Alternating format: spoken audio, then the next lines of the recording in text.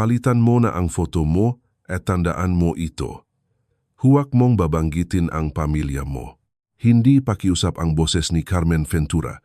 Utos iyon. Mababa, madiin at malamig na parang lumang kampana sa loob ng sakristiya. Nakatayo ako sa tabingang habang mesa kung saan nakapatong ang feuderenda ko. Maliit na tertyo na mama at ang envelope na may sulat kamay kong fotos. Sa labas, naririnig ko ang kalansing nam nga upuan habang inaayos nam nga taga-parokya ang igreja para sa kasal namin kinabukasan. Pero nang sabihin niya iyon, parang tumigil ang buong Sao Pedro. Tumingin ako sa envelope. Sa unang linya pa lang, nakasulat ang pangalan ng tatay ko. Para kay Tatay Romulo na hindi nakaabot sa araw na ito, huminga ng malalim si Carmen. Hindi bagay sa seremonya ang drama ng pamilya mo. Simple lang ang sabihin mo. Pasasalamat sa Diyos. Pasasalamat sa anak ko. Tapos bago ako nakasagot, may narinig akong tunog mula sa lumang speaker sa Hilid NG Sakristia. Isang mahinang klik tapos boses ng lalaking nanginginig. Kapag nalaman ng anak ni Romulo ang toto, hindi kasal ang haharapin natin. Napatingin si Carmen sa speaker na parang may multong dumaan sa harap niya. At doon ko nang nakita ang takot sa mukha ngang magiging sogra ko. Bago ko ituloy, kung nakikinig ka ngayon habang may inaayos ka sa bahay, habang nagpapahinga ka o habang tahimik ka lang sa isang sulok, mag-iwan ka ng comment saan ka nanonood. At kung mahilig ka sa mga kwentong may sugat, lihim at aral na hindi basta nakakalimutan, mag-subscribe ka na rin. Minsan, ang pinaka-importanteng katotohanan, hindi lumalabas sa sigawan. Lumalabas ito kapag may taong pagod na pagod ng manahimik. Ako si Livia Amarao, 27 na taong gulang, simpleng babay mula sa bairro São Roque sa São Pedro, interior de São Paulo. Hindi ako anak mayaman, hindi ako sanay sa salitang high society, lalo na sa paraan ng pagbigkas ni Carmen Ventura na parang may dumi sa dila niya tuwing binabanggit ang apelido namin. Morena ako. Payat ng kaunti. May mahabang buhok na madalas kong itali kapag kinakabahan ako. Noong gabing iyon, nanginginig ang nga daliri ko habang hawak ko ang photos ko. Hindi dahil takot ako sa kasal. Takot ako sa biglang lamig na bumalot sa lugar matapos marinig ang boses mula sa speaker. Ang iglesia de Sao Isidro ay luma pro buhay. Amoy kandila, jasmine, pinunasan na kahoy at konting alikabok mula sa lumang kisame.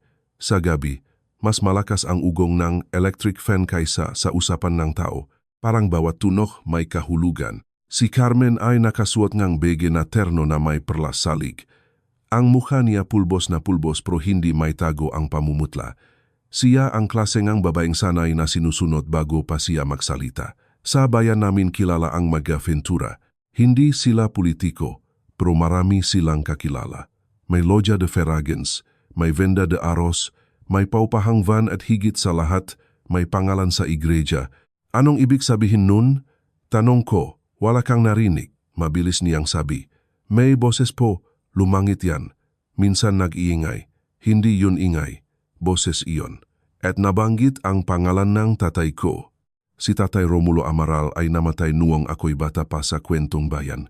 Siya raw ay dating voluntaryo sa mga gawaing iglesia. Mabait pero napahiya dahil sa nawawalang doa coins, hindi siya nakulong. Walang kasong natuloy pero mas malala minsan ang chismis kaysa rehas. Unti-unti siyang iniwasan ng tao. Namatay siya na may bitin-bitin na katahimikan sa dibdib. Kaya lumaki ako sa bilin ni Mama. Huwag mo nang halungkatin, anak. Minsan ang toto hindi nagpapakain ng kanin. Kaya natuto akong manahimik. Nagtrabaho ako sa maliit na farmasya. Nag-ipon, nag-alaga kay Mama hanggang nakilala ko si Renato Ventura. Si Renato ang kabaliktaran ng ina niya. Maamo magsalita, hindi nagyayabang. Kapag hinahatid ako, hindi niya ipinaparamdam na utang ko ang gasolina. Sa kanya ko unang naramdaman na pwede palang mahalin nang hindi sinusukat ang pinanggagalingan. Kaya nung hiningi niya ang kamay ko, umiyak si Mama.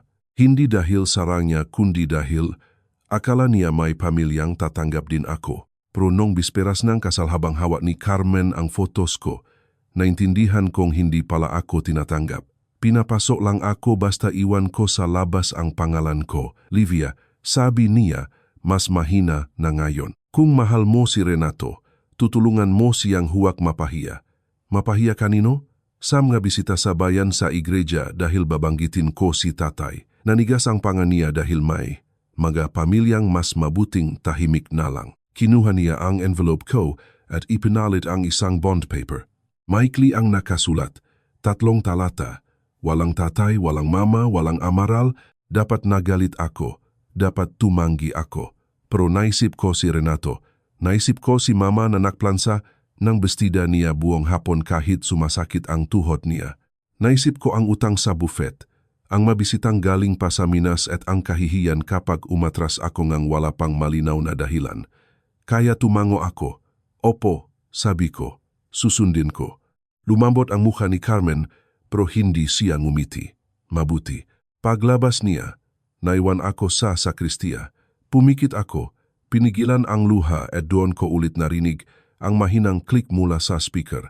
Hindi na boses ang sumunod kundi tunog ng lumang recording na may kasamang pangalan ni tatay ko. At bago maputol, may isang linyang tumatak sa akin.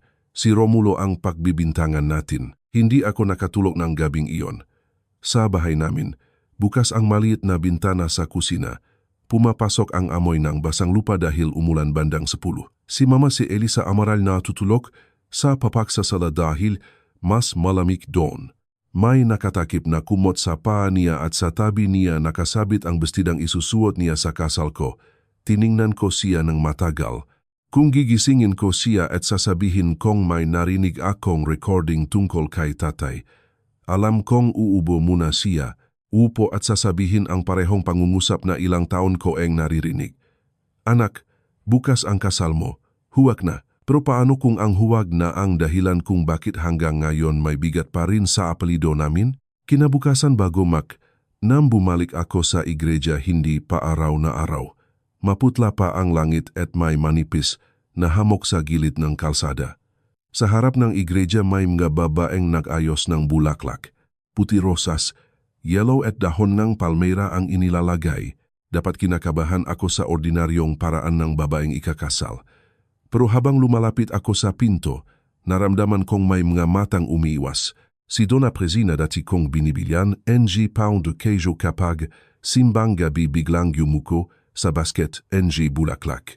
Siso Temistocles Tagabonte NG parking kumaway sana pero binawi rain. Hindi naman sila masama sa akin noon pero ngayong araw ng kasal ko parang may alikabok sa pagitan namin na ayaw nilang hipan. Sa loop nakita ko si Seu Delfino. 7 na siguro siya, payat kayo manggilaging may panyo sa balikat. Siya ang dating sakristaw mayor ng igreja. Bata pa ako nang maalala kong siya ang nagbubukas ng pinto tuwing may serbisyo. Nung nawala si tatay sa mga gawain sa igreja, si Seu Delfino din ang isa sa mga biglang hindi na dumalaw sa bahay. Nakatayo siya malapit sa sound booth. Hawak ang lumang pinto nito. Seu Delfino, tawag ko. Napalingon siya nang makita ako. Nanigas ang mukha niya. Livia, may itatanong po sana ako.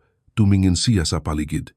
Araw ngang kasal mo, mamaya na. Bakit po takot ang matao kapag nababanggit si tatay? Hindi siya sumagot. Lumapit ako ng county. May narinig ako kagabi. Recording. May nagsabing si Romulo ang pagbibintangan. Nalaglag ang panyo niya mula sa balikat. Doon ko nalaman na hindi ako nakamaling nadinig. So mahina akong sabi. Ano pong nangyari nun? Pumulot siyang panyo pero nanginginig ang kamay niya. Sa halip na tumingin sa akin, tumititik siya sa altar. Sa malaking krus na tila mas tahimik pa kaysa dati. May mga utang na pera, may mga utang na lube, pero ang pinakamabigat, Livia, utang na katahimikan. Kanino? Hindi niya agad sinabi. Sa halip, lumapit siya sa gilid ng sound booth at hinawakan ang lumang pinto nito. Nung araw may mga meeting dito, hindi pa uso ang cellphone recording, pero itong sound system minsan naiwang bukas. May tape recorder pa noon para sa choir practice. May kinalaman ng Ventura. Napapikit siya. Hindi niya kailangang sumagot. Sapat na yon. Bago pa ako makapagtanong muli, narinig ko ang takong sa aisle. Si Carmen kasama niya ang anak niyang si Jessica nakahawak ng clipboard na parang siya ang may-ari ng buong kasal. Livia, tawag ni Carmen. Bakit nandito ka? Dapat nasa makyajeng ka na. Ngumiti ako pero ramdam kong malamig ang labi ko. Maga lang akong dumating. Tiningnan niya si Seu Delfino. May kailangan ka ba sa kanya? Wala po, sabi ko. Si Seu Delfino naman ay yumuko. Nagwawalis, langgi po, senyora. Hindi ako sanay na tawaging senyora si Carmen sa loob ng iglesia. Pero sa tono ni Seu Delfino, narinig ko ang dating takot. Takot na matagal nang nakatira sa lalamunan. Dinala ako ni Jessica sa maliit na room kung saan nakasabit ang gown ko. Maganda ang gown. Simple. May manggas na manipis. May burdang jasmine sa laylayan. Si mama ang pumili ng techido. Sabi niya kahit simply may dating na Brasilera. Habang inaayos ni Jessica ang view ko, napansin kong wala ang envelope ko sa bag. Nasaan ang photo ko? Tanong ko. Yung bago? Sabi niya, yung envelope ko. Nakibit balikat siya. Kibatan na tinapon na ni mamay. Hindi mo na kailangan yun. Para siyang nagsabing hindi ko na kailangan ng sarili kong boses. Binuksan ko ang bag. Isa-isa kong inilabas ang powder, panyo, tercho, malit na perfume, safety pins. Wala. Ang original photo ko na sulat kamay ko buong linggo, na may pangalan ni tatay at mama na may pangako ko kay Renato. Wala na. Doon unang pumasok ang galit sa dibdib ko. Hindi siya maingay. Hindi siya sigaw. Tahimik lang siyang umupo sa loob ko at nagsabing tama na. Pumasok si Renato ilang minuto pagkatapos. Nakasuot na siya ngang chamisa sosyal. Hindi pa nakabutones ang manggas. Nang makita niya ako, ngumiti siya. Uy, noifa ko. Muntik na akong umiyak. Renato, may alam ka ba tungkol kay tatay? Nawala ang ngiti niya. Ha? Yung nangyari nun sa iglesia sa Duasoins. Bago siya makasagot, bumukas ang pinto. Si Carmen ulit. Renato, bawal makita ang noiva bago ang ceremony pero sa akin, nakatingin ang mata niya. Lumapit si Renato sa akin. Mamaya tayo mag-usap ha. Gusto kong hawakan ang kamay niya at sabihin ngayon na, pero nasa pintuan ang ina niya. Sa likod nito si Jessica, sa labas ang iglesia. Sa malayo si mama na baka naghihintay ng nakabestida. Kaya pinalampas ko siya. At nang sumara ang pinto, nakita ko sa sahig ang maliit na piraso ng envelope ko. May bakas ng pagkapunit. Habang inaayusan ako, parang hindi sa akin ang mukha ko sa salamin. May foundation sa pisngi, kulay rosa sa labi at manipis na linya sa mata. Pero sa ilalim ng ayos, kita ko ang kaba. Hindi yun kabaeng babaeng malapit ngang ikasal. Iba yun, kabangang taong unti-unting naiintindihan na may pader sa harap niya at sa likod ngang pader na yon, matagal nang nakakulong ang pangalan ng pamilya niya. Relax ka lang mana, sabi NJ, makyadora na si Cheche. Normal lang kaban, enjumiti ako, o. Hindi ko masabi sa kanya na hindi altar ang kinatatakutan ko. Ang kinatatakutan ko ay baka habang naglalakad ako papunta roon, may bitbit akong kasinungalingan na hindi ko naman pinili. Pumasok si mama bandang 9:00. Nakasuot siya ng kulay lavender na bestida medyo maluwag sa balikat dahil pumayat siya nitong huli. Ang buhok niya nakapusot ng maayos. Sa kamay niya hawak niya ang lumang panyo ni tatay. Anak, sabi niya lumalambot ang mata. Ang ganda mo. Dun ako muntik bumigay. Lumapit siya at inayos ang maliit na kulubot sa manggas ko. Amoy siyang sabon na prola at linimento sa tuhod. Amoy bahay. Amoy lahat ng taon na kami dalawa ang nagtulungan. Ma, bulong ko, bakit ayaw nilang banggitin ko si tatay? Tumigil ang kamay niya sa salamin. Nakita kong nagbago ang mukha niya. Hindi gulat, hindi tanong, kundi pagod. Yung pagod ng taong alam ang sugat pero ilang taon nang tinatakpan. Sino nagsabi sa'yo? Si Donna Carmen. Pinapalitan niya voto ko. Napaupo si mama sa maliit na upuan. Livia ma, ano ba talaga ang nangyari nun? Pumikit siya. Sa labas ng kwarto, naririnig ang choir na nagpa-practice ng sotu. Ang bawat nota parang lumulubog sa dibdib ko. Ang alam ko lang sabi ni mama, may parang nawala sa iglesia. Fundo para sa telhado. Para sa manasirang kisame pagkatapos ng tsufa. Tatay mo ang gitumulong maglista NG doações. Hindi siya tesoreiro. Hindi siya ang may hawak ng susi, pero siya ang unang pinagbintangan. Sino ang nagbintang? Hindi siya sumagot agad. Ma, ang mataong may pangalan, mahina niyang sabi, at ang mga taong takot mawala ang pangalan, hindi pangalan lang ang tinutukoy niya. Alam ko, bago pa ako makapagtinanong, kumatok si Jessica at pumasok nang hindi naghihintay ng sagot. Tia, nandiyan na po ang photographer. Family picture muna raw. Ang gisalitangi, retrato de família, ay tumama sa aking inigra, kakaiba. Dinala kami sa gilid ng altar kung saan may nakahandang backdrop na puti at may bulaklak. Nandun na ang Maventura. Si Arthur asawa ni Carmen, tahimik na lalaking laging may hawak na panyo. Si Carmen tuwid ang tayo. Si Jessica abala sa selular. At si Renato na ngumiti sa aking pero alatong may tanong sa mata. Dito ka, Livia. Sabi NG photographer. Sa tabi en nuevo. Tumabi ako kay Renato. Mahina niyang hinawakan ang kamay ko. Okay ka lang? Hindi. Halos walang tunok sagot ko. Kumunot ang noo niya. Pero bago kami makapagsalita, may lumapit na batang assistant ng photographer dala ang isang lumang framed photo na gagamitin daw sa heritage corner ng iglesia. May display pala ang parokya tungkol sa emiyaga, dating voluntarios. Napatingin ako sa frame. Lumang litrato iyon. Siguro higit 10 taon na. Nasa harap ng iglesia ang ilang voluntarios. Nandun si Seu Delfino mas bata pa. Nandun si Arthur Ventura nakachamisa social. Nandun si Carmen nakangiti at sa pinakagilid no. Litrato may punit na bahagi. Pero kahit punit kita pa ang kalahating kamay nga lalaking may suot na relogyo na kilalang kilala ko. Relogyo ni tatay. Lumapit ako. Bakit punit? Nakatinginan sina Carmen at Arthur. Luma na kasi. Sabi ni Arthur. Hindi. Pinunit ito. Tumahimik ang lahat. Hinawakan ni Mama ang siko ko. Livia, tinignan ko si Renato. Tatay ko ang nasa punit na bahagi. Bumitaw ang kamay ni Carmen sa hawak niyang abaniko. Bumaksak iyon sa saih. Malit lang ang tunog pero sapat lumingo ng dalawang chore members. Si Renato naman ay nakatitik sa litrato. Mamain, kilala niyo pala ang tatay ni Livia. Maraming voluntarios nun. Hindi ko na maalala lahat. Pero hindi yun sagot ng taong nakalimot. Sagot iyon ng taong sanay magbaon. Bumalik kami sa dressing room na parang may mabigat na ulap na sumunod. Dun ko nakuha ang cellular ko sa bag.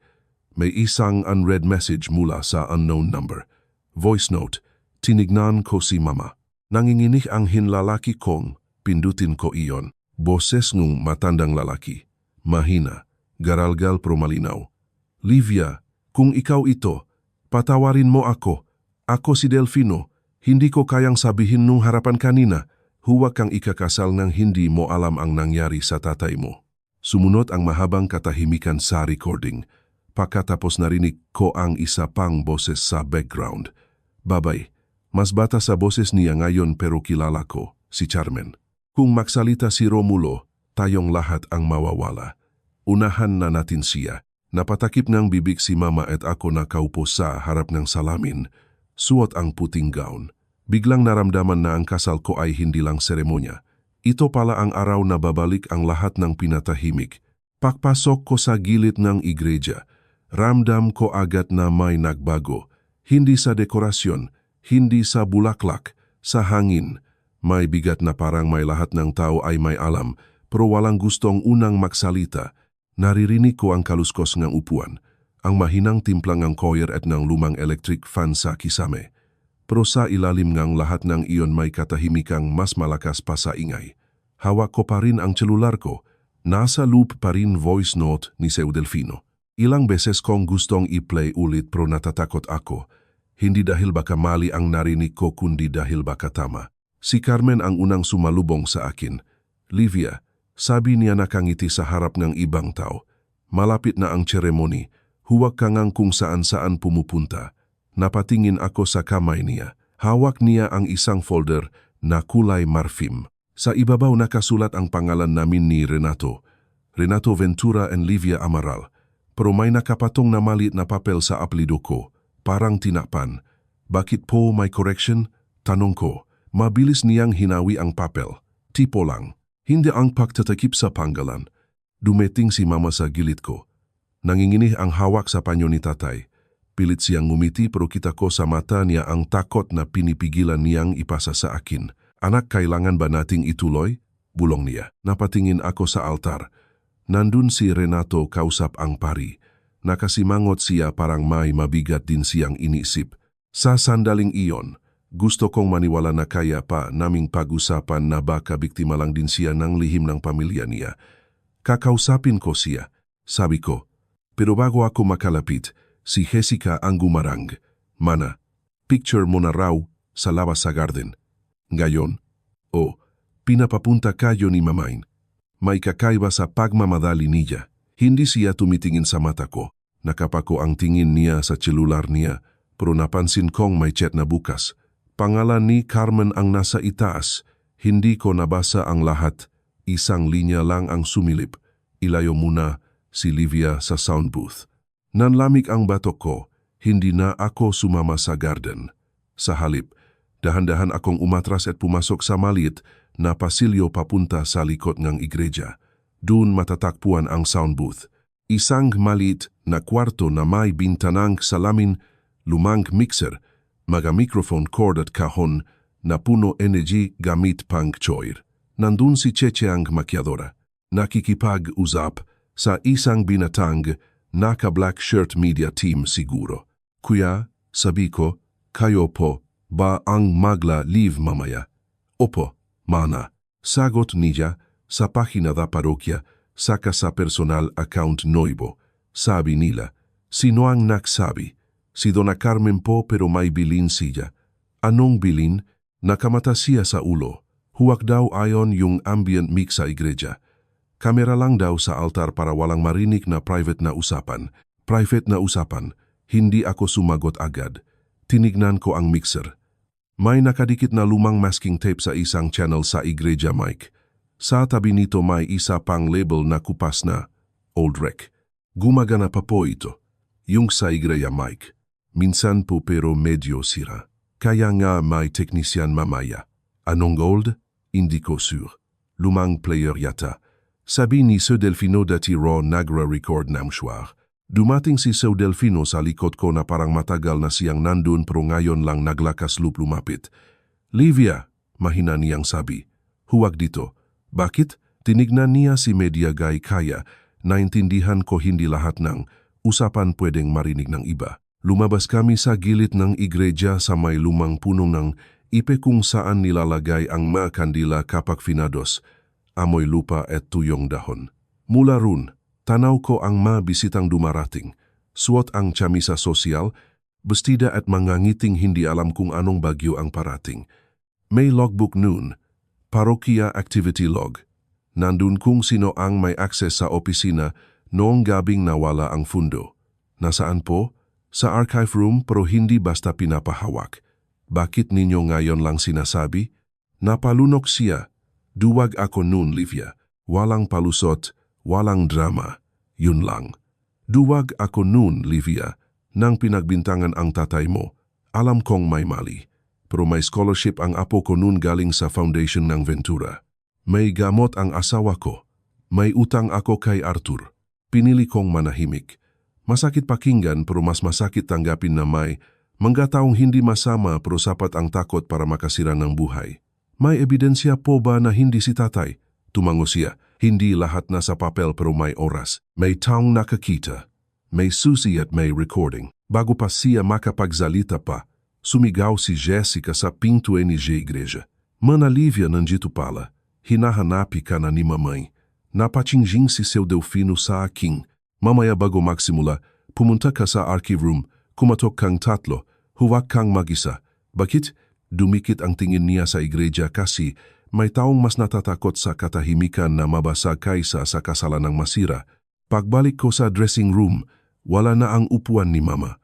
Sa front row, tinanggal nila ang reserve na sign na Pamilya Amaral at pinalitan ng principal sponsors. Hawak ko ang papel. Simple lang iyon. Kartolina lang yun. Pero parang inalis nila hindi lang upuan namin. Inalis nila ang karapatan naming mapagbilang. At sa likod en kartolina may nakasulat sa lapis.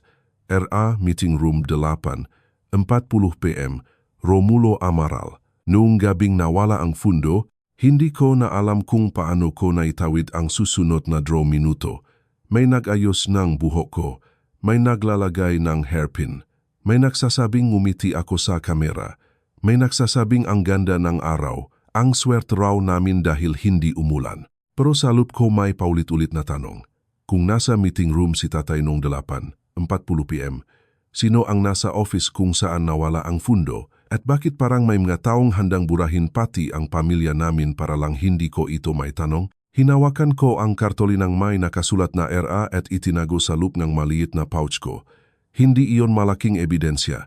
Hindi iyon makapagbagsak ng kahit sino pro clue iyon. Isang piraso ngang panahong pilit nilang iniba ang direksyon. Kumatok si Irma Paula sa pinto. Matanda na siya. Siguro nasa 60 pero tuwid pa rin ang tindig. Lay minister siya sa iglesia. Kilala sa pagiging tahimik. Siya ang babaeng laging nag-ayos ng communion line, laging may hawak na maliit na notebook, laging nakikita pero bihirang marinig. Livia, sabi niya, pwede ba kitang makausap? Tumayo si Mama agad Irma. Tumingin si Irma Paula sa kanya. Elisa, matagal na dapat kitang hiningan ng tawad. Nanginginig ang hangin sa pagitan naming tatlo. Dinala niya kami sa maliit na archive room sa likod ng parokya office. Amoy lumang papel, amag, kandila at aparador na matagal nang hindi nabubuksan. Sa isang gilid, may metal cabinet na kinakalawang ang hawakan. Kinuha ni Irma Paula ang susi mula sa bulsa ng kanyang palda. Hindi ako madre. Sabi niya habang binubuksan ang cabinet, dito na umikot ang buhay ko. Akala ko noon, kapag pinrotektahan ko ang iglesia, pinrotektahan ko rin ang Diyos. Mali pala. Minsan ginagamit lang ng tao ang katahimikan ng iglesia para magtago, walang nagsalita. Inilabas niya ang makapal na logbook. Kulay brown ang cover, may tape sa gilid. Binuksan niya sa pahinang may petsang lime na taon na ang nakalipas. Dito sabi niya, nakita ko ang pangalan ng tatay ko, Romulo Amaral. Meeting Room 8, 35P, M29, 10P, M sa ibaba. May pangalan ni Arthur Ventura. Arthur Ventura. Parokya Office 8. 30 PM 28. 59 PM. Sumikip ang dibdib ko. Si Arthur ang nasa office. Bulong ko, kasama ang tesorero noon. Sabi ni Irma Paula. At si Carmen kahit hindi siya nakalista. Bakit wala siya sa logbook? Si Irma Paula ang sumagot dahil ako ang hindi naksulat. Napatingin si Mama sa kanya luhuran. Irma, hindi ako makatulong ng ilang taon Elisa. Akala ko kapag hindi ko sinabi matatapos din, pero hindi pala. Ang katahimikan kapag maling tao ang nakinabang, nagiging parusa sa walang kasalanan. Hindi umiyak si Mamang ang malakas. Tahimik lang siyang napaupo sa kahon ng lumang misal hawa ang panyo ni tatay. Sa mukha niya, nakita ko ang 10 taon ng pagod.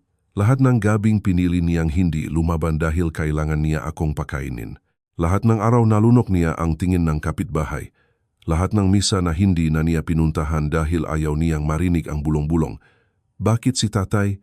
Bakit siya ang pinagbintangan dahil siya ang pinakamadaling siraan? Sabi ni Irma Paula, hindi siya mayaman. Wala siyang padrinyo at siya ang unang nagsabing may mali sa resibo. Resibo, hindi magic key. Hindi sulat na biglang magtatapos sa lahat pro resibo. Kasi mula ang duda.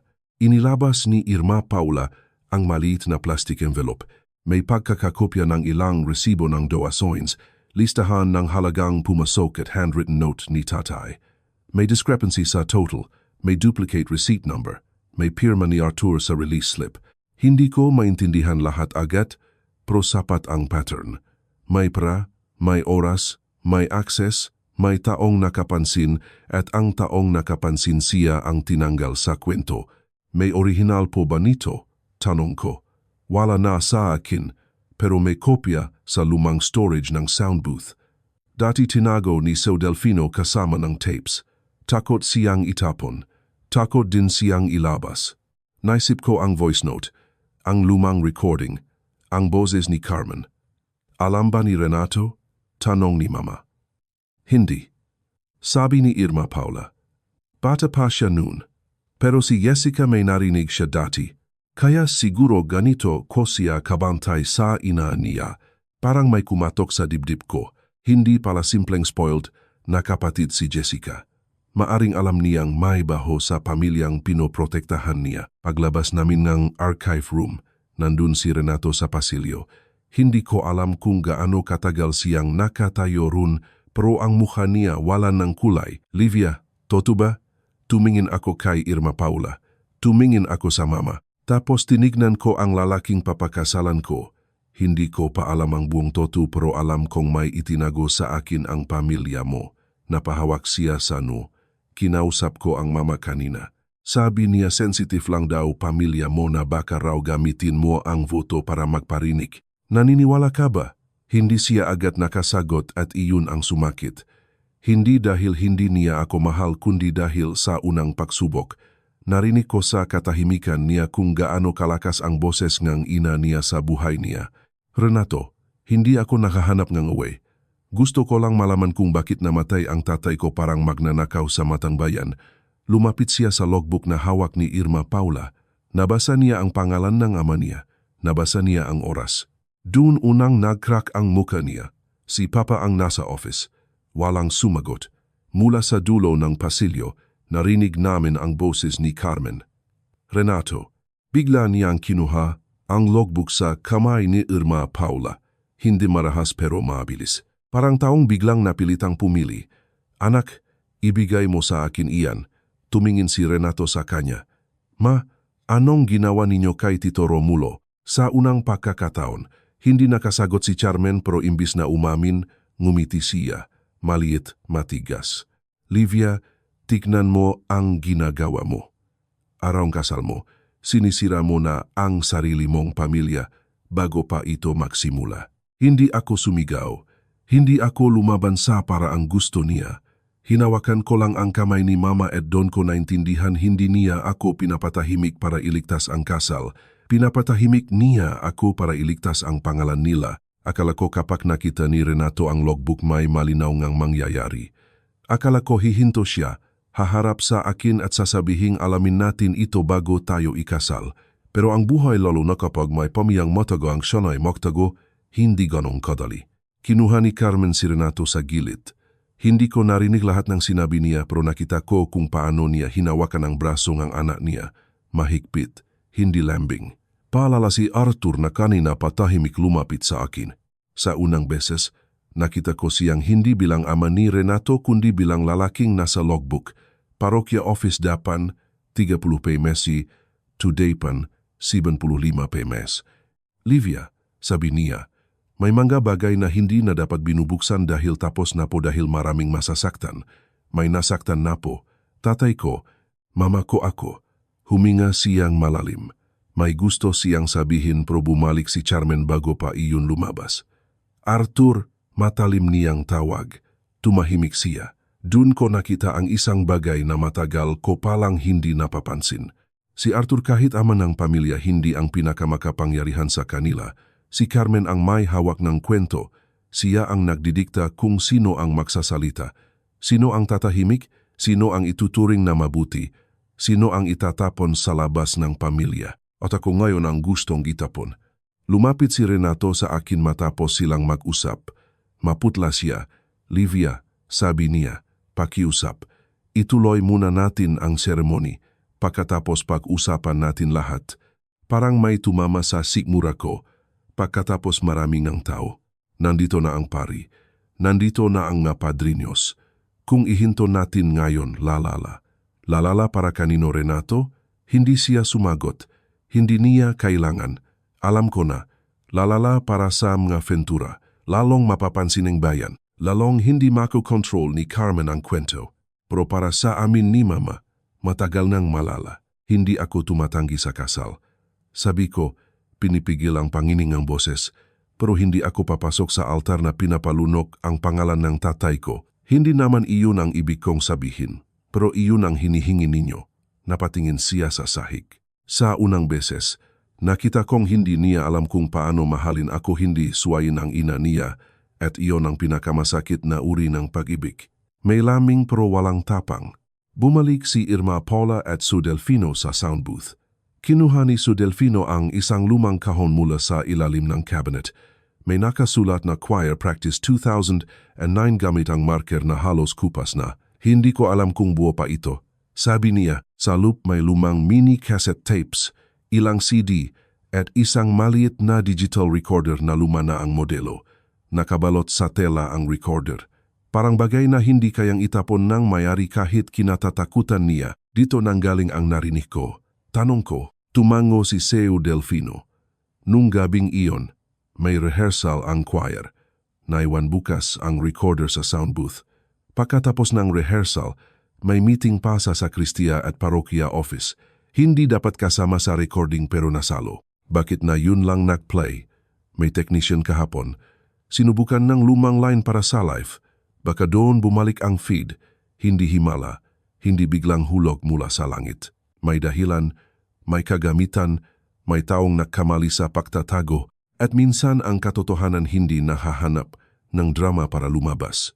Kailangan lang may maling pindot sa tamang oras. Ipinasok NG Media Guayang recorder sa laptop gamit ang lumang kable. Ilang segundo, walang tunog, puro puro garalgal tapos may boses. Una si Tatay. Hindi tugma ang resibo Arthur. May dalawang receipt number na pareho. Hindi ko pipirmahan ang report kung hindi natin ayusin ang report. Napaupo si Mama. Tinakpan niya ang bibig niya. Matagal niyang hindi naririnig ang boses ni Tatay. Sumunod ang boses ni Arthur. Mas bata, mas buo. Romulo, huwag kang magmagaling. Malit na bagay lang yan. Perang ang iglesia yan. Perang ang tao. May kaluskos, may yabag, tapos boses ni Carmen. Kung sisirain mo kami, Romulo, isipin mo ang pamilya mo. Tumayo ang balahibo ko. Hindi ito haka-haka.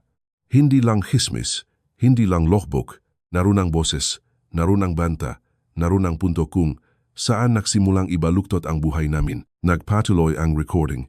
Hindi ako mananahimik. Sabi ni Tatay, tapos si Carmen malino, malamig. Kung ganun, unahan ka namin. Kapag lumabas na ikaw ang may mali, sino ang paniniwalaan nila? Ikaw o kami? Napahawakan ako sa mesa. Parang may bumukas na pinto sa loop ko. Sa likod ng pintong iyon, naroon ang batang ako na nakatingin kay Tatay habang hindi siya lumabas ng bahay dahil pinag-usapan siya ng kapitbahay. Naroon si Mama, nagtitipid sa bigas dahil nawalan ng trabaho si Tatay. Naroon ang kaba, ang hiya, ang tanong kung bakit ang bait ni Tatay pero parang siya ang may sala. At ngayon narinig ko ang sagot. Hindi siya mahina, pinahina siya. Pumasok si Carmen sa sound booth.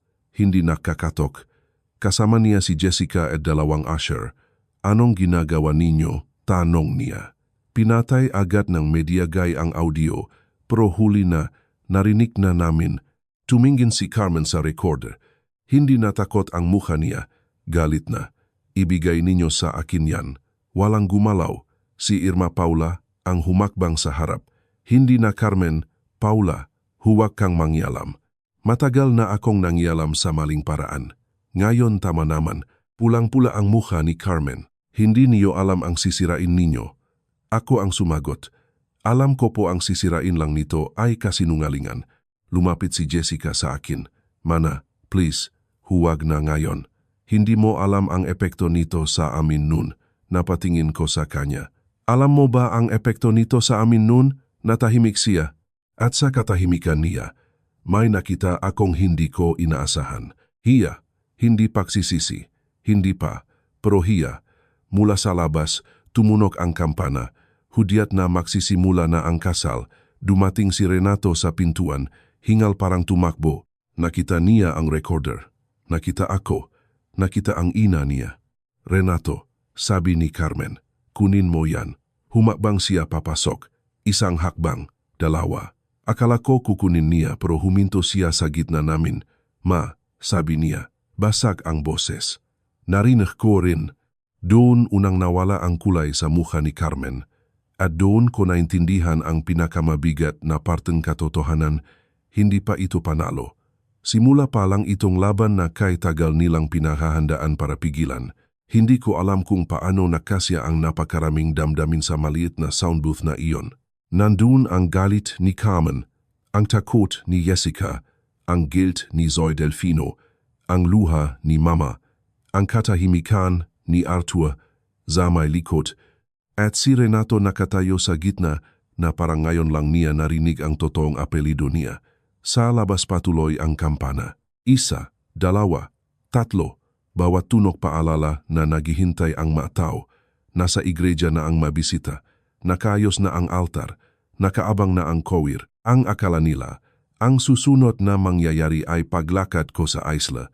Pero sa loob ng sound booth, may ibang seremonya ang nagsisimula, paghuhubat ng kasinungalingan. Renato, sabi ni Carmen, pilit kalmado, lumabas ka.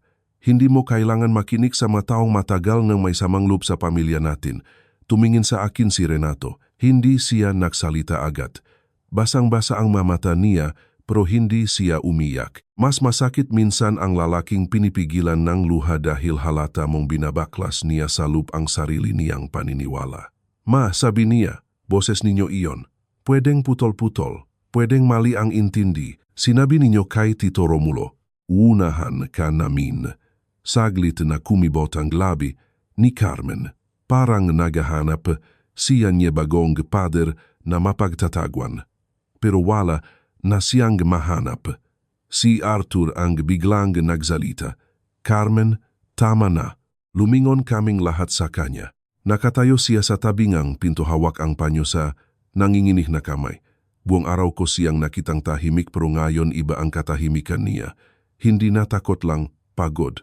Parang taong matagal ngang nakasandal sa pader na ngayon ay guguho na. Arthur, banta ni Carmen. Umiling siya. Tama na, sabi ko. Lumapit siya sa recorder, pero hindi niya ito hinawakan. Tinignan niya lang na parang maliit na bagay iyon na kayang maglabas ng lahat ng multong itinago nila. Hindi ninyo alam ang buong nangyari. Sabi niya, then tell us, sagot ko. Ngayon, huminga ng malalim si Arthur. Sa labas, narinig namin ang choir na nagpalit ng kanta. May nagbubulungan na, may naghahanap na siguro sa amin. Noon simula niya, may fundo para sa telhado ang iglesia. Malaki sa bayan natin. Hindi milyon pero malaki. Maraming nagbigay pati mga OFW, tindera, motorista. Ako ang tumulong mag-asikaso dahil ako ang may sasakyan. Ako ang malapit sa suppliers. Hindi iyan ang tanong. Mahina pero matalim. Napatingin siya sa akin. Doon ko nakita ang hiya. Hindi pa pag-aamin pero hiya. May perang ginamit, sabi niya. Pansamantala lang sana, nasinghap si Mama. Pansamantala, nanginginih niyang tanong. Sinira ninyo ang asawa ko para sa pansamantala. Hindi makatingin si Arthur sa kanya. May utang ang negosyo nun, malulugi kami. Sabi ko ibabalik ko agad bago audit. At hindi naibalik. Sabi ni Irma Paula, tumango si Arthur. Si Romulo ang nakapansin. Dagdag ni Seu Delfino kasi siya ang nagche-check ng duplicate receipts. Sumandal ako sa mesa hindi dahil nang hihina ako kundi dahil bigla akong naramdaman ng bigat ng detalye. Hindi pala simpleng paninira. May dahilan, may pera, may takot, may pangalang pinili nilang iligtas. Si tatay ang unang gustong mag-ayos. Hindi manira.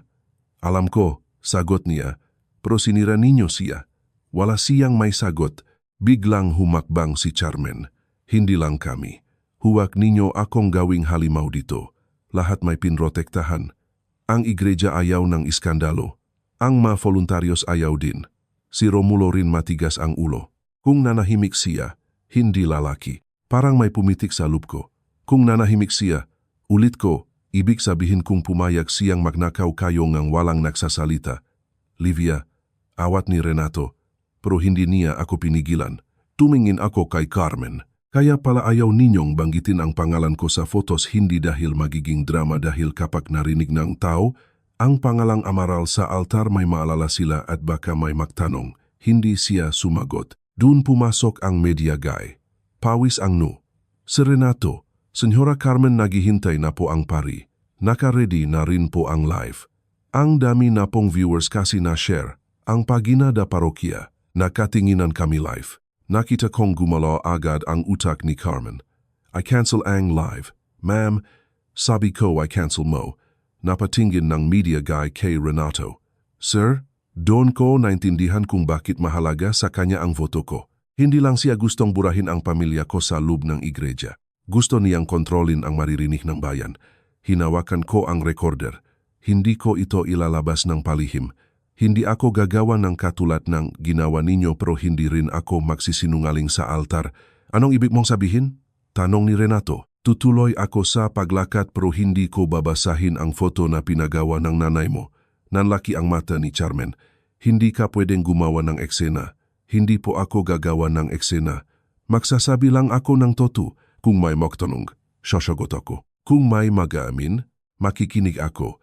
Pero hindi ko naiwan sa labas ng pinto ang pangalan ko. Lumapit si mama sa akin.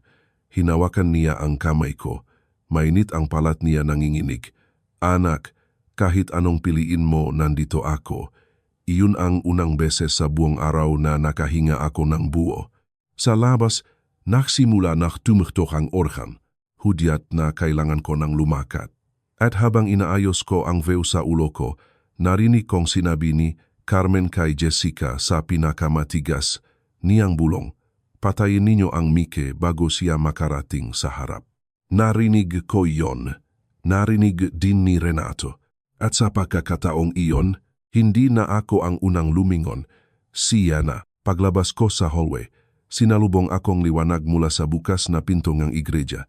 Hindi iyon matamis na liwanag na parang sa mga kasal sa litrato. Matalim iyon sa mata, mainit sa balat. Parang buong umaga ay nakatutok sa akin. Nahihintay kung lulunukin ko ba ulit ang katotohanan o ilalakad ko ito hanggang altar. Nasa tabi ko si mama. Hawak niya ang braso ko pero alam kong ako ang nagpapalakas sa kanya at siya rin ang nagpapalakas sa akin. Ganun pala ang pamilya kapag nasanay sa hirap. Hindi palaging may salita. Minsan kapit lang. Sa unahan nakita ko ang aisle. Punong-puno ang iglesia. Nandun ang mga kamag-anak ni Renato. Mga kaibigan niya sa trabaho. Mga taga-bayan. Mga taong kilala ang Ventura bilang mabait. Mapagbigay laging sponsor sa festa. Laging nasa front row kapag may misa. Sa bandang likod, nakita ko rin ang ilang kapitbahay naming dati ay hindi na bumabati kay tatay. Yumuko silang masalubong ang tingin ko. Sa kanan ng altar nakatayo si Renato. Hindi ko mabasa ang mukha niya. May sakit, may takot, may hiya pero may bago ring naroon. Para siyang lalaking unang beses haharap sa mundo nang hindi nakatago sa likod ng apelido niya.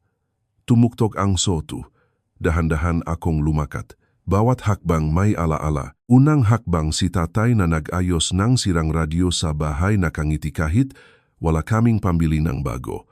Ikalawa, si mama na nagbibilang ng barya sa mesa pilit sinasabing sapat na iyon hanggang katapusan. Ikatlo, ako linggo taong gulang, naririnig ang bulong ng kapitbahay. Anak ang kumuha ng pera sa iglesia. Ikaapat, si Carmen kagabi hawak ang foto ko. Sinasabing huwag kong banggitin ang pamilya ko. Pagdating ko sa gitna ng ayos, may narinig akong mahinang kalus ko sa speakers. Click. Napatigil ang paa ko. Malit na tunog lang iyon pero alam ko na ang tunog ng pagbubukas ng linya. Sa gilid ng iglesia, nakita ko ang media guy sa sound booth. Nakatingin siya sa mixer, litong-lito. Sa tabi niya, si Jessica hawak ang celular na mumutla. Mukhang may pinindot siya. Mukhang hindi iyon ang dapat niyang napindot. Biglang lumabas sa speaker ang boses ni Carmen. Mahina muna, patayin ninyo ang mic bago siya lumarating sa harap. Nag-freeze ang buong iglesia. Hindi iyon galing sa lumang recording. Iyon ang boses niya ngayon. Live, malinaw mula sa sakristia fit na dapat pinapatay nila. May ilang bisitang nakpalingon. May nanang na tinakpan ng bibig. Ang pari nagpalingon sa sound booth. Si Carmen na nasa front row biglang tumayo. Anong nangyayari? Sabi niya. At dahil bukas pa rin ang ambient mic, narinig ng lahat iyon. Sa loop ng ilang segundo, wala akong ginawa. Hindi ako nagsalita, hindi ako umarte. Huminga lang ako. Minsan pala ang katotohanan hindi mo kailangang hilahin.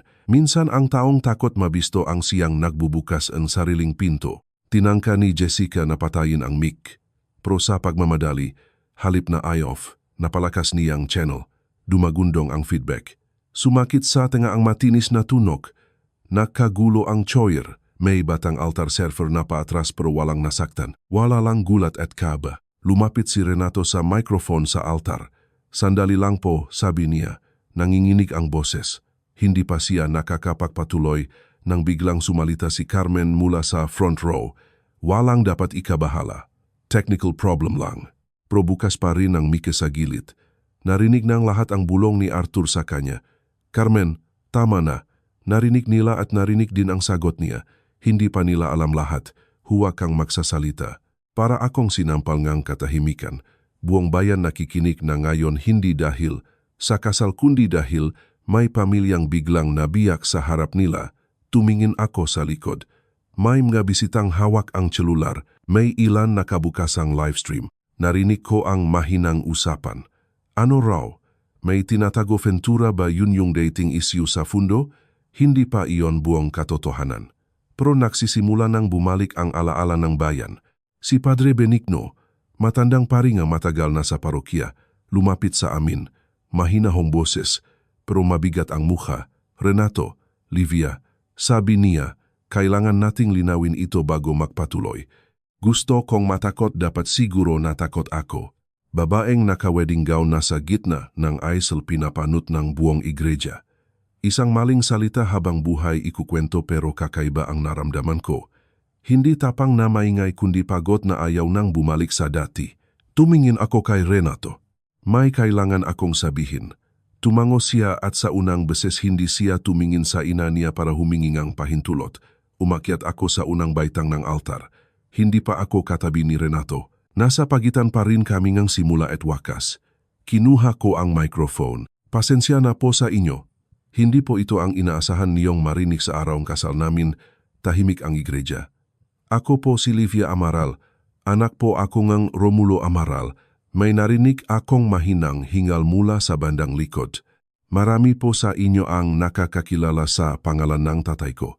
Ang iba baka ang naalala niyo siya ang lalaking nadawit sa nawawalang fundo ng iglesia. Maraming taon ang nakalipas.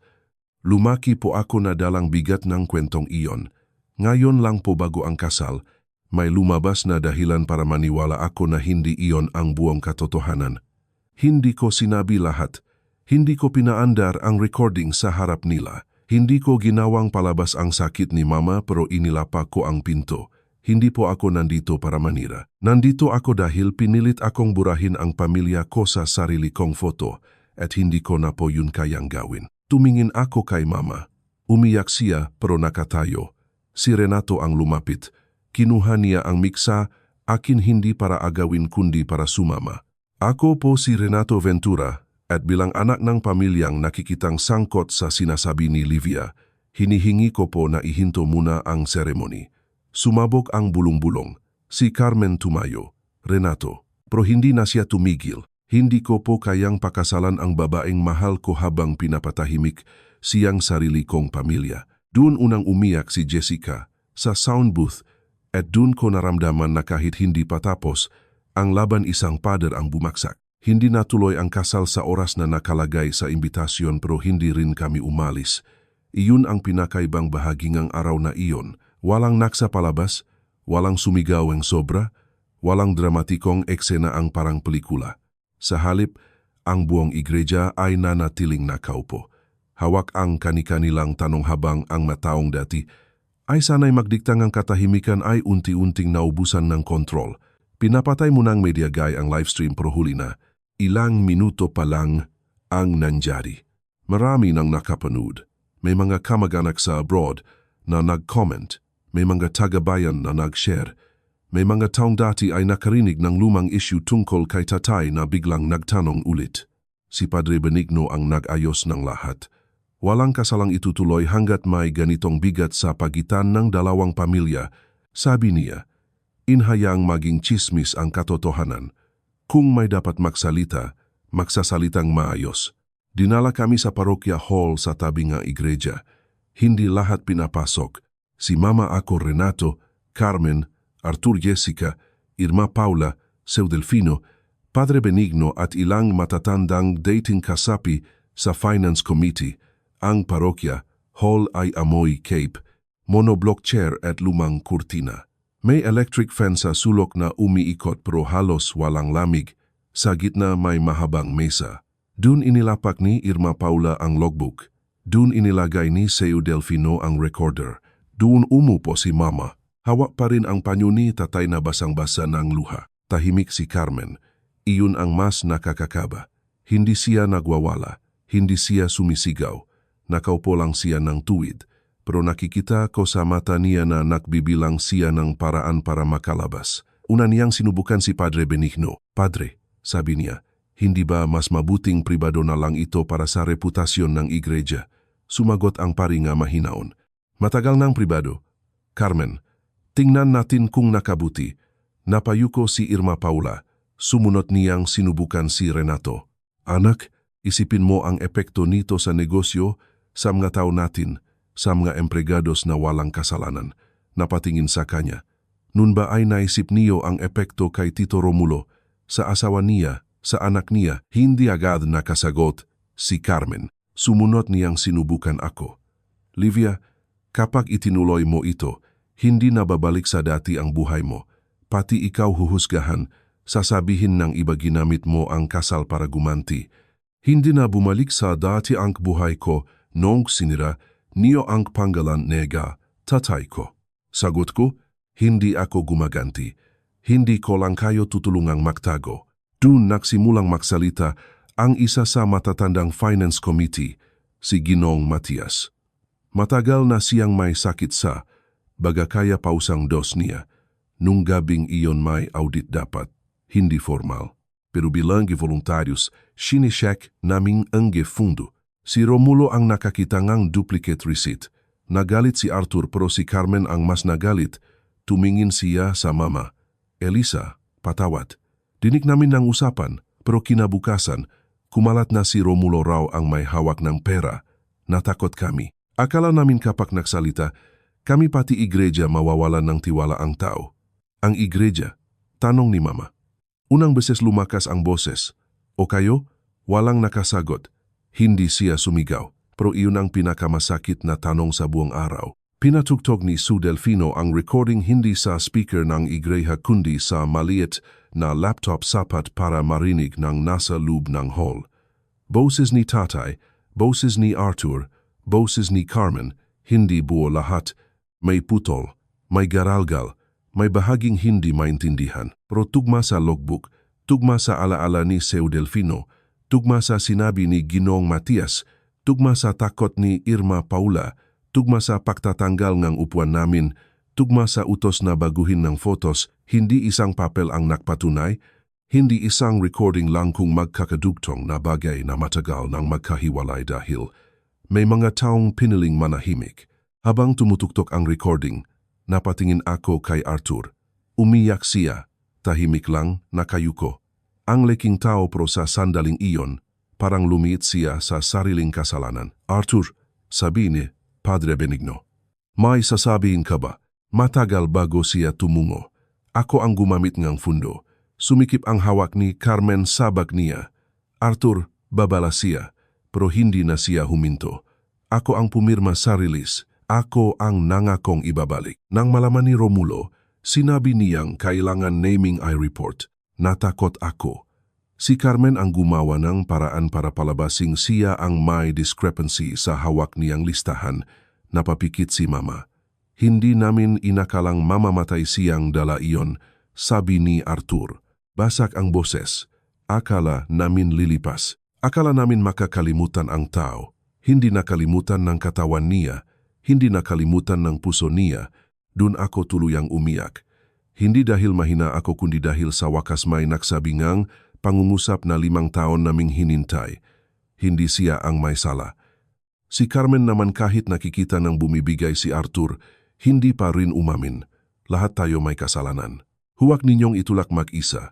Tumayo si Jessica. Namumula ang mata niya, nanginginig ang bibig. Mamay, ako ang nagtanggal ng photos ni Mana Livia. Napatingin kami sa kanya. Ako rin ang nagpalis ng reserve sign ng family nila. Utos ninyo? Pero ginawa ko pa rin. Lumapit siya sa akin umiiyok. Sorry, alam kong may mali. Bata pa ako nung narinig ko kayo minsan, Pro buong buhay ko tinuruan niyo akong kapag pamilya proteksyonan kahit mali. Ngayon ko lang naintindihan na hindi pala proteksyon iyon pagsunod lang sa kasalanan. Hindi ko siya yakap. Hindi pa. Hindi ganon kabilis ang sugat. Pero tumango ako. Sapat muna iyon. Sa labas ng Parokya Hall, lumalakas ang bulong-bulong. May kumatok. Isa sa staff ng iglesia ang pumasok. Hawak ang celular. Padre, nasa labas po ang ilang tao. Gusto raw nilang malaman kung totoo. Kumakalat na po ang live. Tumingin si Padre Benigno kay Arthur, kay Carmen, tapos sa akin. Hindi natin ito may babalik sa kahon. At sa unang pagkakataon, nakita kong natakot si Carmen hindi dahil mawawala ang kasal kundi dahil ang buong bayan na dati niyang napapatahimik naghihintay na ngayon ng sagot. Hindi ko alam kung alin ang mas mabigat. Ang marinig ang kasinungalingan sa loob ng Parokya Hall o ang malaman na sa labas may buong bayang naghihintay sa sagot. Sa bintana ng hall, tanaw ko ang mataong nakatayo sa ilalim ng puno. May mga bisitang nakachamisa sosyal pa rin. May mga madrinhas na hawak ang abaniko. May mga kapitbahay namin dating iniiwasan ng tingin namin ni Mama. Hindi sila nagsisigawan. Hindi rin sila umaalis. Parang lahat sila kahit hindi imbitado sa lihim, naging bahagi ng wakas nito. Si Padre Benigno ang unang tumayo. Hindi ito dapat gawing palabas, sabi niya. Pero hindi rin ito pwedeng ikulong ulit. May pangalan ng taong nasira. May pamilyang dinala ang bigat ng mali at may mga taong nandito ngayon na kailangang magsabing ang totoo. Tumingin siya kay Arthur. Si Arthur ay parang 10 taon ngang itinanda sa loob lang ng isang oras. Nakayuko siya. Nanginginig ang kamay pero hindi na siya nagtatago sa likod ng asawa niya. Ako ang magsasalita. Sabi niya. Biglang tumayo si Carmen. Hindi mo alam ang ginagawa mo. Alam ko, sagot ni Arthur. Ngayon ko lang nga gagawin ang dapat. May sakit sa boses niya pero may linaw na rin. Parang taong matagal nang nalunod sa sariling takot at ngayon kahit huli na piniling umahon. Lumabas kami sa Parokya Hall. Hindi sa altar, hindi sa gitna ng iglesia na parang seremonya. Sa harap lang ng hall. Sa ilalim ng bubong na yero kung saan naririnig pa rin ang ugong ng electric fan sa loob at ang kaluskos ng dahon sa labas. Nandun ang natao. Nandun din ang kamera ng media team pero hindi agad nila binuksan. Tumingin sila muna kay Padre Benigno. Tumingin si Padre sa akin. Livia, sabi niya, ikaw ang nasaktan. Ikaw ang may karapatang magsabing ayaw mong I-live. Ito, napatingin ako kay Mama. Basa pa rin ang mata niya. Pero tumango siya. Hindi dahil gusto niyang mapahiya ang iba kundi dahil pagod na siyang ang kahihiyan ay sa amin lang napupunta. Buksan po ninyo, sabi ko. Pero walang sigawan, walang insulto, katotohanan lang. Binuksan ng live at doon nagsalita si Arthur Ventura. Ako po si Arthur Ventura.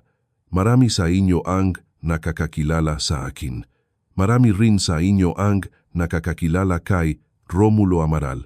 Matagal na panahon na po ang lumipas pero may kasalanang hindi nawawala dahil tumanda na ang may sala. Tahimik ang matao. Noong may nawalang fundo sa iglesia. Hindi po si Romulo ang kumuha. Ako po ang gumamit ng pera. Mali po iyon. At nang malaman niya siya po ang gustong magsabi ng totoo, may napahawak sa dibdib, may napayuko, may bumaling kay Mama na parang ngayon lang siya nakita ngang tunay. Sa takot kong mawala ang pangalan namin, hinayaan kong siya ang pagdudahan.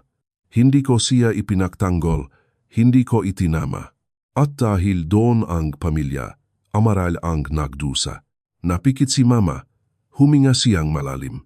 Parang may tinik na matagal nang nakabaon at ngayon palang hinuhugot, pero hindi pa tapos. Tumayo si Irma Paula sa tabi niya. Hawak niya ang logbook, may record po ang iglesia. Hindi ito sapat noon dahil pinili naming huwag magsalita. Pero ngayon, kasama ng recording ng madating resibo at ng mga saksi, malinaw na hindi tukma ang paratang kay Romulo Amaral. Sumunod si Seu Delfino. Halos hindi ko akalaing kaya niyang humarap sa tao. Ako po ang dating sakristao mayor. May narinig ako noon. May nakita akong mali. Pero nanahimik ako, humihingi ako ng tawad kay Elisa, kay Livia, at sa alaala ni Romulo. Ang katahimikan ko hindi inosente. Naging bahagi ito ng bigat na pinasan nila. Doon nagsimulang umiyak ang ilang matatanda. Hindi malakas yung tahimik na iyak ng mga taong biglang naalala ang sariling pagkukulang. Ginong Matias naman ang nagpatunay sa nangyaring audit. Hindi niya ginawang mahaba. Sinabi lang niya ang oras, ang duplicate receipt, ang meeting at kung paano kinabukasan ay ibang kwento na ang kumalat. Habang nagsasalita sila, nakatingin ako kay Carmen. Hindi siya umiyak. Hindi rin siya nagsisisisa para ang gusto kong makita. Matigas pa rin ang mukha niya pero unti-unti na babasag ang kontrol niya dahil bawat taong nagsalita binabawasan ang hawak niyang kapangyarihan sa kwento. Adon ang nangyari na hindi ko inaasahan si Renato ang lumapit sa microphone. Ako po si Renato Ventura. Anak po ako nina Arthur at Carmen at si Livia ang babaeng dapat kong pakasalan ngayong araw. Huminga siyang malalim. Pero hindi po ako magpapanggap na kasal ang solusyon sa sugat na ginawa ng pamilya ko. Mahal ko si Livia, pero kung mahal ko siya hindi ko siya pipiliting pumasok sa pamilyang hindi pa marunong mag-amin ng buo. Napatingin sa kanya si Carmen na parang sinaksak siya. Renato, bulong niya, hindi siya lumingon. Kaya sa harap ninyo, hinihiling ko na itigil muna ang kasal hindi bilang pagtanggi kay Livia kundi bilang respeto sa kanya. Hindi dapat magsimula ang buhay naming dalawa sa altar na may tinatapakang pangalan ng patay. Doon ako umiyak hindi dahil nawala ang kasal kundi dahil sa unang pagkakataon pinili ako ni Renato ng hindi kailangang utusan. Lumapit siya sa akin hindi niya ako inayakap agad. Hindi niya hinawakan ang kamay ko hanggang hindi ako tumango. Livia patawad kanina, gusto kong ituloy muna para hindi mapahiya ang pamilya ko. Hindi ko naisip na buong buhay pala kayong pinahiya para lang sila maligtas. Hindi ko alam kung kaya kong patawarin agad. Hindi ganon kadali pero kaya kong pakinggan ng unang totoong salita niya. Sa likod niya, si Carmen ay nananatiling nakatayo at doon siya tinawag ni Padre Benigno. Carmen, sabi niya, ikaw ang pinakamaraming sinabi nun. Ngayon may sasabihin ka ba? Buong bayan ang naghihintay at sa unang beses, wala siyang mautusan para magsalita kapalit niya matagal bago gumalaw si Carmen. Ang hangin sa labas ng parokya hall ay mainit pero ang katahimikan niya ay mas malamig pa kaysa gabing pinilit niya akong palitan ng foto ko. Nakatingin ang mataw sa kanya hindi dahil gusto nilang durugin siya, kundi dahil may mga taong matagal nang nakinabang sa respeto at ngayon lang hininga ng katumbas na katotohanan. Humakbang siya palapit sa microphone. Hindi siya mukhang talunan. Hindi rin siya mukhang handang magpakumbaba. Mukhang siyang babaeng sanay manalo pero ngayon ay natuklasang may laban palang hindi nadadaan sa lakas ng pangalan. Marami kayong narinig, simula niya. May kumilos sa mataw. Akala siguro nila magsisimula na naman siyang umiwas. Hindi ko may tatanggi ang boses ko sa recording dagdag niya. Napahawakan si Jessica sa bibig niya. Si Carmen ay humingang ng malalim. Sa unang pagkakataon, hindi perpekto ang tindig niya. Noong panahon iyon, takot akong bumagsak ang negosyo namin. Takot akong pagtawanan. Takot akong mawala ang tingin ng tao sa amin. At dahil sa takot na yon, may ginawa akong hindi na mababawi. Tumingin siya kay Mama. Hindi siya lumuhod. Hindi siya nagdrama. Pero sa mukha niya, may bigat na hindi niya kayang pulbusan.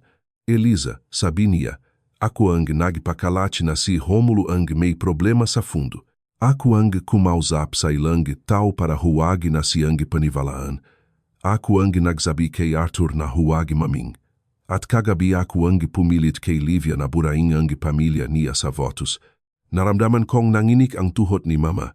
Inalayan ko siya. Hindi sapat ang patawad. Patuloy niya. Alam ko iyon.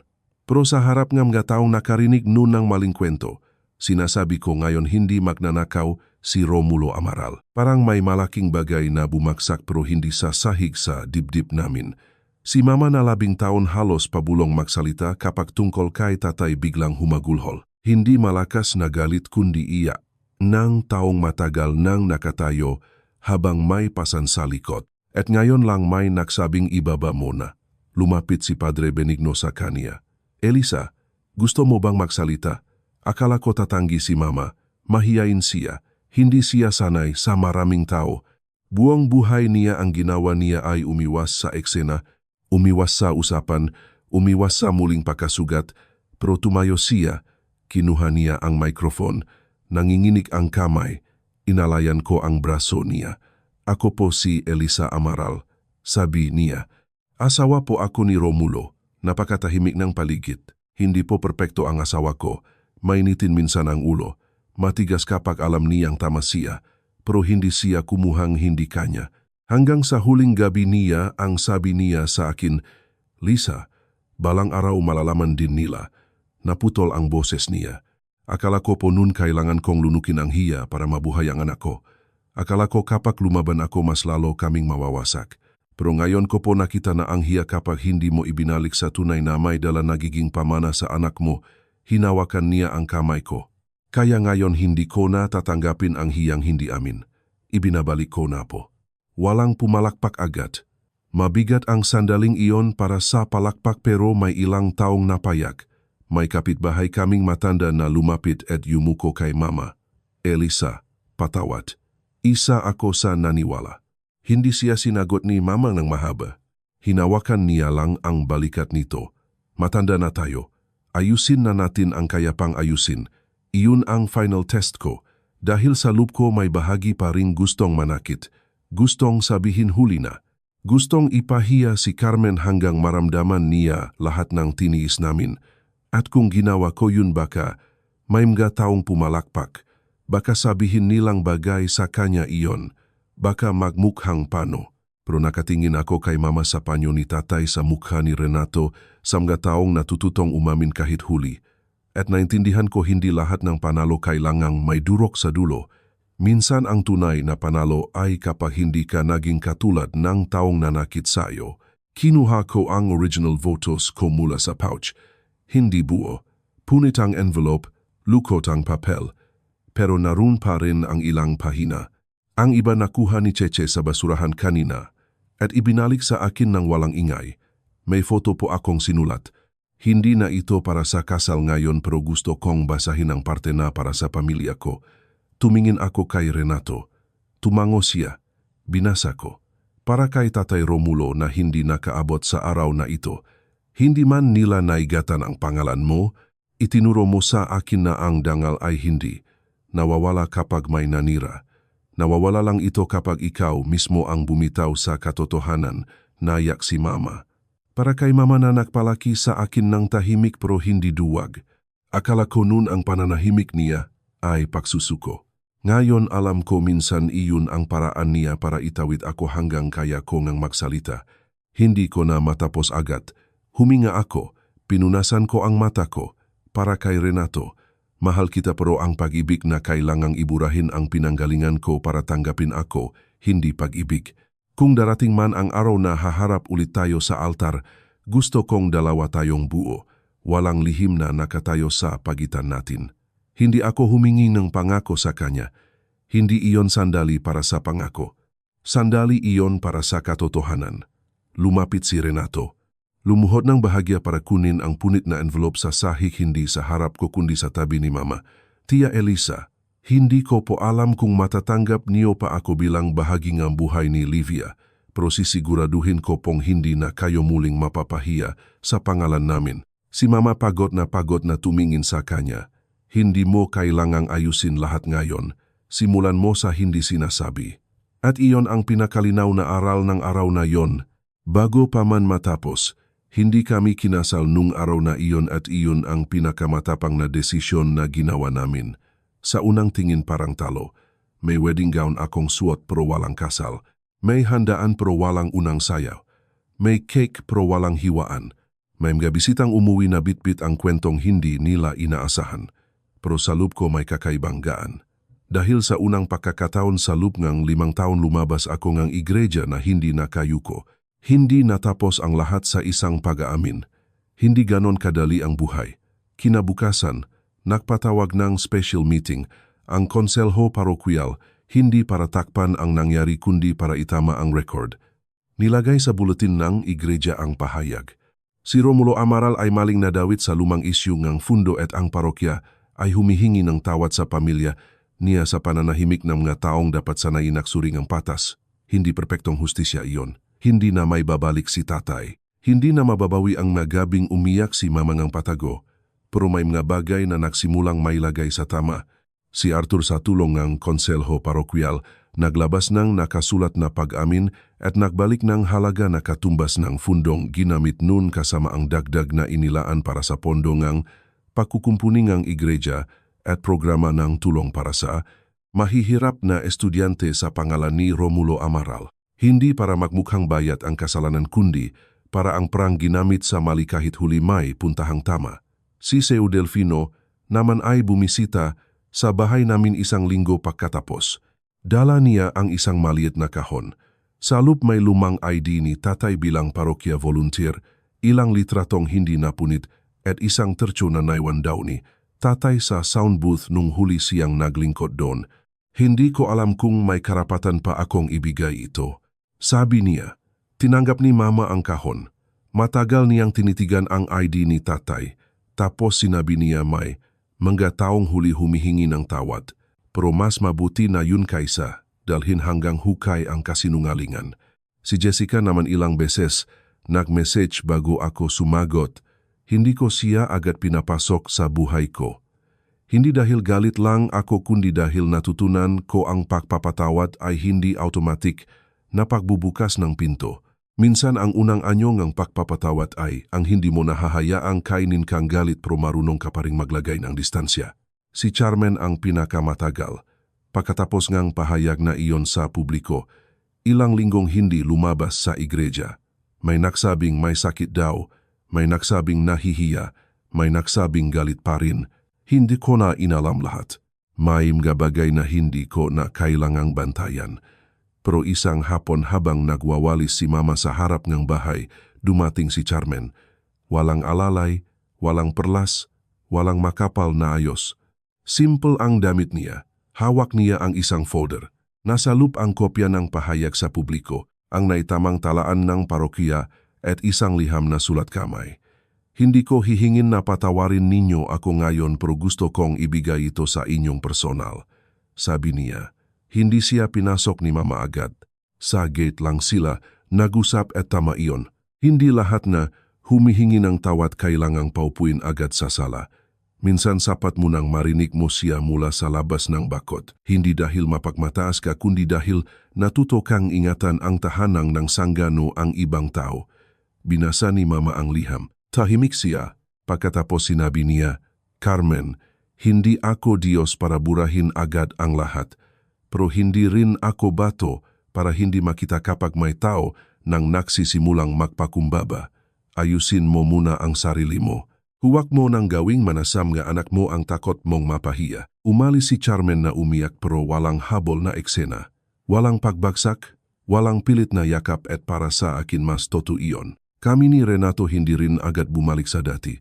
Nag-usap kami maraming beses. May araw na mahal ko siya at galit ako sa kanya ng sabay.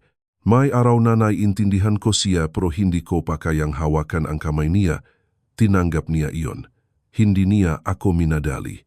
Hindi niya ginamit ang pagmamahal para pilitin akong gumaling.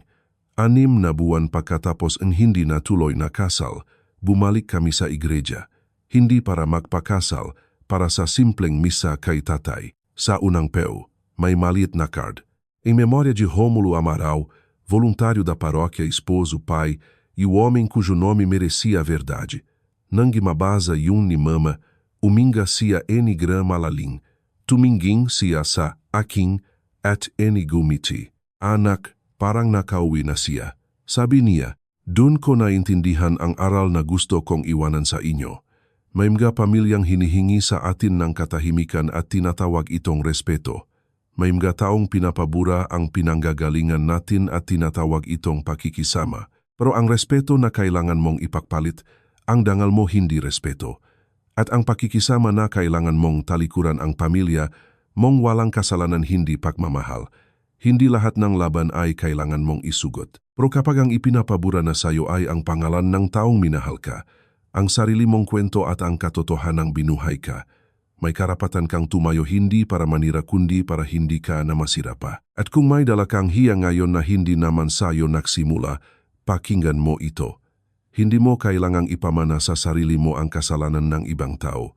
may araw din na may babalik mo ito sa tunay na may dala. Ako ay si Livia Amaral, hindi natuloy ang kasal ko noong araw na iyon, pero noong araw din iyon na ibalik sa akin ang pangalan ko. At minsan bago ka maging asawain kahit sino, kailangan mo munang maalala na buo ka na bilang anak, bilang babay at bilang taong may sariling tinik. Kung umabot ka hanggang dulo ng kwentong ito, mag-iwan kang comment. Hindi ko buburahin ang pangalan ko. I-share mo ito sa taong tahimik na lumalaban. At kung gusto mo pa, ngam nga kwentong may sugat pero may paghihilom, mag-like at mag-subscribe ka. Dito sa bawat kwento, hindi natin hinahanap ang perpektong pamilya. Hinahanap natin ang tapang na magsabi ng totoo bago tuluyang mawala ang sarili.